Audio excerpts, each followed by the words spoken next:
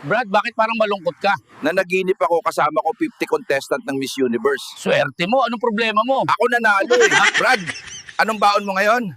Filay ala El Nino. Wow, social. Ano yon? Ito oh, tuyo. Sinong nagpaputok nun? Ako, bakit? Lakas ay, bingi ako eh. Epicasio, use recharge and caffeine in a sentence. Si Richard Gutierrez at si Caffin Barbel. What's the big problem facing the country today? Drugs. Very good. Why do you say that? Ang mahal kasi.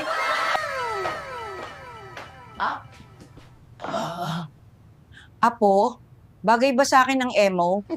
Brad, pag singkit na maputi daw, chinito. At kapag singkit na maitim daw, prinito. Ganun ba yon? Yan ba ang tinatawag na facial discrimination? Name ng bata? Ferrari po, Father. Ay itong isa? Mercedes po. Okay, anong gusto nyong ibuhos ko? Unleaded o regular? Ano ba talaga ang nangyari? Sumagot ka sa tanong. Naman eh. Kala ko ba hearing lang to? Bakit may speaking? Darling, dati lagi mo akong hinahalikan sa leeg, naalala mo? Darling, dati yon, noon may leeg ka pa. Brad, kaya pala talagang baguhin ng pera ang ugali ng tao.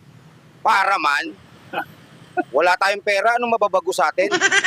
Iho, bakit mo sinapak yung nurse kanina? Eh Doc, alam na kabado na ako kanina sa AIDS test results tapos sasabihan pa niya ako na think positive. Brad, yung pusa namin, kahit nakalagay sa lamesa ang ulam at walang takip, hindi kakainin. Galing naman. Anong ulam nyo? Asin. Brad, amoy tinapay ka. Talaga?